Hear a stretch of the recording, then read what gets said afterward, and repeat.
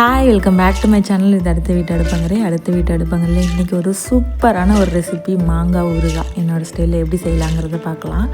அதுக்கு நல்ல புளிப்பான மாங்காய் ஒரு 1 kg எடுத்திருக்கேன். அது 4 மாங்காய் வந்தது. அதில் வந்து நல்லா பீஸ் கொஞ்சம் பெருசாகவே நான் கட் பண்ணியிருக்கேன். ஊற சுருங்கிக்குங்கிறதுனால இந்த சைஸில் நான் கட் பண்ணி எடுத்திருக்கேன். கட் பண்ணிவிட்டு அதில் உப்பு ஆட் பண்ணி ஒரு கைப்பிடி அளவு உப்பு ஆட் பண்ணி நல்லா குலுக்கி விடணும். ஒரு 5 நிமிஷம் கண்டினியூஸாக குலுக்கிட்டே இருந்தீங்கன்னா கீழே தண்ணி விடும். அந்த பதம் வர அளவுக்கு நம்ம குலுக்கிட்டே இருந்து ஒரு மூடி போட்டு மூடி வச்சிடலாம். காலையில் நீங்கள் இதை ப்ரிப்பேர் பண்ணி வச்சிட்டிங்கன்னா ஈவினிங் போல் தான் தாளிப்பு கொடுக்கணும். இப்போ ஈவினிங் நீங்கள் ப்ரிப்பேர் பண்ணி வச்சிங்கன்னா அடுத்த நாள் காலையில் தான் நீங்கள் தாளிப்பு கொடுக்கணும். அந்த மாதிரி நீங்கள் ரெஸ்ட் கொடுத்துட்டு தாளிப்பு கொடுத்தீங்கன்னா சூப்பராக இருக்கும். ரொம்ப நாள் வந்து ஊற வைக்கணும்னு அவசியம் இல்லை. ஒரு கடாயில் 1 ஸ்பூன் அளவுக்கு கடுகு ஆட் பண்ணி நல்லா வறுத்துட்டு ஒரு 1/4 ஸ்பூன் அளவுக்கு வெந்தயம் ஆட் பண்ணி நல்லா வறுத்து எடுத்துக்கோங்க. தனியாக எடுத்து வச்சுக்கோங்க. அது ரெண்டையும் தனியாக எடுத்து வச்சுட்டு அதே கடாயிலே ஆயில் வந்து ஒரு 100 ml ஆட் பண்ணியிருக்கேன். 1 kg மாங்காய்க்கு ஊறுகாய்க்கு நான் ஒரு 100 ml ஆயில் ஆட் பண்ணியிருக்கேன். சன்ஃப்ளவர் ஆயில் தான் ஆட் பண்ணுறேன்.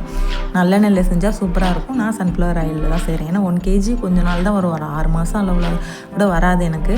அதனால் நான் சன்ஃப்ளவர் ஆயிலை யூஸ் பண்ணிவிட்டு அதுக்கு வந்து தாளிப்பு வந்து கடுகு மட்டும்தான், கடலைப்பருப்பு உளுந்தோ இதெல்லாம் எதுவுமே ஆட் பண்ணாமல் வெறும் ப்ளெயினாக கடுகு மட்டும் தாளிப்பு கொடுத்ததுக்கப்புறம் பாருங்கள் எவ்வளோ தண்ணி விட்டுருக்குங்களா. இந்த மாதிரி தண்ணி விடணும். அந்தளவுக்கு ஊறி இருக்குது. இது நான் காலையில் கட் பண்ணி வச்சுருந்தேன். ஈவினிங் தாளிப்பு கொடுக்கும்போது நல்லா இந்தளவு தண்ணி விட்டுருந்துது.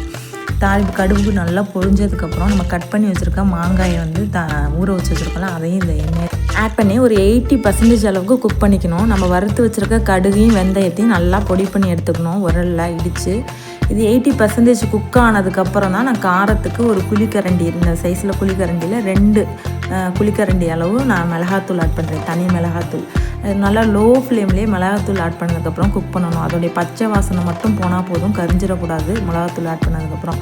அப்புறம் தட்டி வச்சுருக்க கடுகு வெந்தய பொடியையும் ஆட் பண்ணி நல்லா லோ ஃப்ளேம்லேயே அதோடைய பச்சை வாசனை போகிற அளவுக்கு நல்லா வதக்கி எடுத்துகிட்டு ஒரு 2 ஸ்பூன் அளவுக்கு பெருங்காயத்தூள் ஆட் பண்ணிவிட்டு நல்லா வதக்கிட்டு அதோடைய பச்சை வாசனையும் போகிற அளவுக்கு குக் பண்ணிவிட்டு ஆஃப் பண்ணிவிட்டு நல்லா கம்ப்ளீட்டாக கூல் ஆனதுக்கப்புறம் தனியாக ஒரு கிளாஸ் ஜார்லேயோ இல்லை பீங்கான் அந்த இதுலேயோ ஜாடியிலே நம்ம எடுத்து வச்சிட்டோன்னா ஒரு 6 மாதம் அளவுக்கு கெட்டு போகாது.